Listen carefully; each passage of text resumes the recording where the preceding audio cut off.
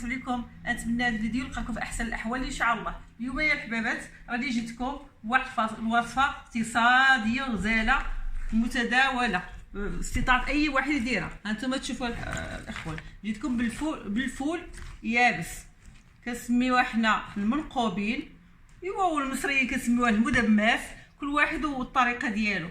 دابا انا البنات راني رطبته البارح، تبارك الله كيرجع. شوف ملي كترطبو تبارك الله كيفاش رجع غزال، كيكبر وكيتضاعف الحجم ديالو. دابا الخواتات راني رطبته البارح، دابا غنوريكم طريقه التنقية.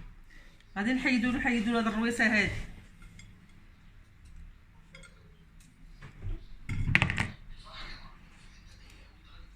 او هكا سياله كنسميوها هذه الكحله.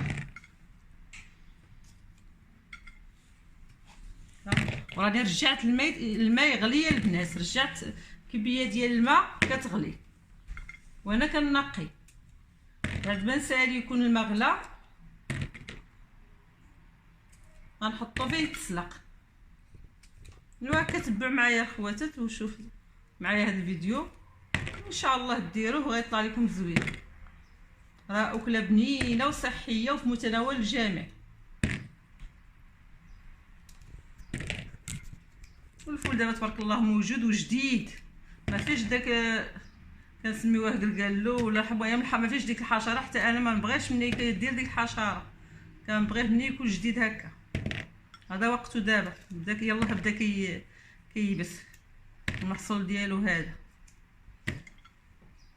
وحتى الا بغيتو تحافظوا عليه البنات ويبقى لكم على طول العام، نقيوه هكا، زقوه نقيوه له الفريغو ولا نقيوه. المهم الا فتحتوا له هاد الرويسه هادي وهو يابس ما غدارش فيه ديك الحشره.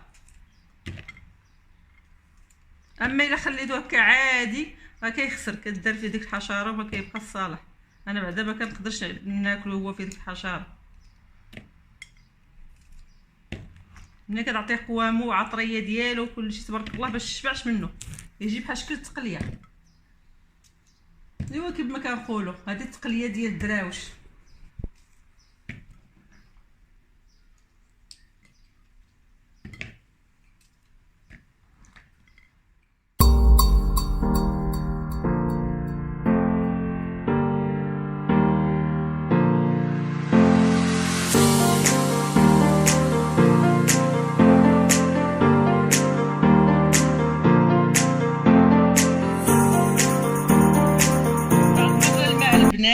انا غنزيد عليه الفول ونسد عليه ونخليه يطيب ونجمع له الشرموله ديالو. انا رجعت لكم البنات من بعد ما طابوا لي الفول تسلقوا مزيان، ونوريكم القوام اللي غندير فيه. هنا عندي 3 ديال البصلات، هانتوما كتشوفوا البصله كنديروها بالزايد شويه، وهنا مطيشات 3 موينين، هنا الربيع، هنا الثومه. كما كتشوفوا البصله ومطيشه والربيع كلشي بالزايد لان الفول كيبغي داكشي. وعندنا هنا داك الفلفله اللي انا درتها معاكم، منها تحميره منها فلفله مطحونه، راكم عرفتوا شفتوني في الفيديو ديالي. هادو مزيودات حارين، ما حارينش بزاف، شويه وصافي. هنا عندنا الخرقوم، هنا سكنجبر معلقه صغيره ديال الكمون، معلقه صغيره ديال الابزار، هنا الملحه، هنا كاس ديال الزيت ما عامرش مزيان ديال الروميه والبلديه.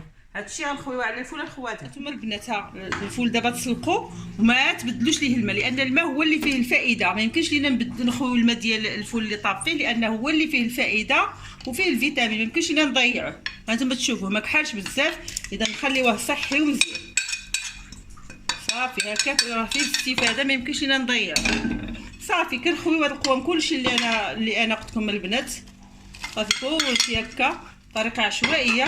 نزيدو العطريه هي، نزيدو الزويته، صافي نزيدو هاد الفلفله اللي حمراء منها تحميره، راني ما قلتش تحميره ديال التحميره ديالي البنات. صافي وغنسد كوكوت ان شاء الله ونتلاقى معكم في طبخه. رجعت لكم البنات بعد ما وجد ليا الغديوه ديالي. هانتوما كتشوفوا تبارك الله كيفاش طلع الفول، طلع المنقوبين غزالين وخاطرين. شوفوا البنات، شوفوا تبارك الله المريقه، هانتوما خاطر بحال الدغميره. اللهم بارك. سمحوا لي الا شاهدتكم خيركم بداركم. انا عا كنشارك معكم الوصفه ديال الفول المنقوبي، اللي ما كيعرفهاش يتعلم ليها. ايوا مع زويتينات وبرقوقات بلديين وخبيز ديال الدار، الله يجعل البركه. قبلوا مني هذه الوصفه ودعموني باللايك. والسلام عليكم. شكرا على حسن المتابعة. دعمونا بالاشتراك في القناة والضغط على زر الاعجاب وإضافة تعليق مشجع. شكرا.